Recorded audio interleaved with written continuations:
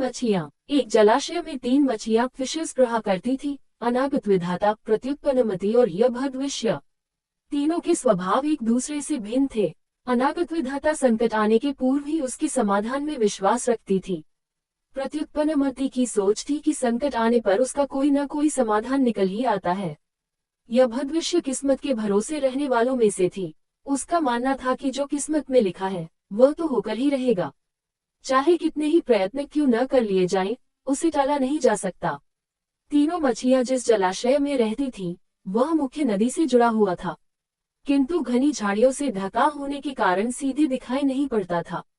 यही कारण था कि वह अब तक मछुआरों की दृष्टि से बचा हुआ था। एक शाम मछुआरे नदी से मछलियां पकड़कर वापस लौट रहे थे। बहुत ही कम मछलियां हाथ आने के कारण वे उदास थे। तभी उनकी दृष्टि मछलीखोर पक्षियों पर पड़ी, जो नदी से लगी झाड़ियों के पीछे से उड़ते चले आ रहे थे। उन मछलीखोर पक्षियों की चोंच में मछलियां दबी हुई थी। ये देख मछुआरों को समझते देर न लगी कि झाड़ियों के पीछे नदी से लगा हुआ कोई जलाशय है। वे झाड़ियों के पार जाकर जलाशय के पास पहुंच गए। वे बहुत खुश थे। एक मछुआरा बोला, लगता है ये जलाशय मछलियों से भरा हुआ है। यहाँ से हम ढेर सारी मछलियां पकड़ पाएंगे। सही कह रहे हो भाई, लेकिन आज तो शाम घेर आए हैं, कल सुबह सुबह आकर यहाँ पर अपना जाल बिछाते हैं। दूसरे मछुआरे ने कहा। दूसरे दिन आने की योजना बनाकर मछुआरे वहां से चले गए। मछुआरों की बातें अनागत विधाता ने सुन ली। वह तुरंत प्रत्युत्पन्नमति और यभद्विष्य के पास पहुंची और बोली, कल मछुआरे जाल डालने इस जलाशय में आ रहे हैं। यहाँ रहना अब खतरे से खाली नहीं रह गया है। हमें यथाशीघ्र ये स्थान छोड़ देना चाहिए। मैं तो तुरंत ही नहर से होती हुई नदी में जा रही हूँ। तुम लोग भी साथ चलो। अनागत विधाता की बात सुनकर प्रत्युत्पन्नमति बोली, अभी खतरा आया कहाँ है?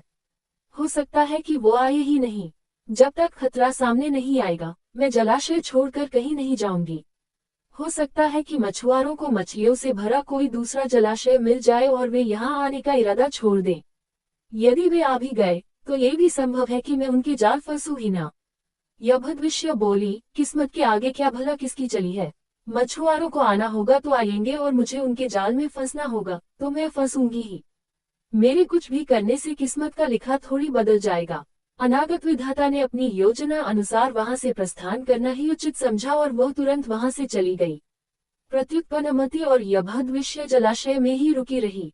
अगले दिन सुबह मछुआरे जाल लेकर आए और जलाशय में जाल फेंक दिया।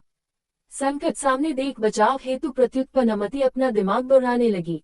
उसने इधर उधर देखा, किंतु उसे कोई खोखली जगह नहीं मिली जहां जाकर वह छुप सके। तभी उसे एक उदबिलाव की सड़ी हुई लाश पानी में तैरती हुई दिखाई पड़ी। वह उस लाश में घुस गई और उसकी सड़ांध अपने ऊपर लपेटकर बाहर आ गई।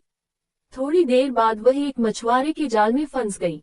मछुआरे ने जब जाल बाहर निकाला और सारी मछलियों को जाल से एक किनारे पर उलट दिया, तब प्रत्युत्पन्नमति सड़ांध लपेटे हुए मरी मछली की तरह जमीन पर पड़ी रही। उसमें कोई हलचल न देख मछुआरे ने उसे उठाकर सूंघा। उसके ऊपर से आ रही बदबू से उसने अनुमान लगाया कि यह अवश्य कई दिनों पहले मरी मछली है और उसने उसे पानी में फेंक दिया।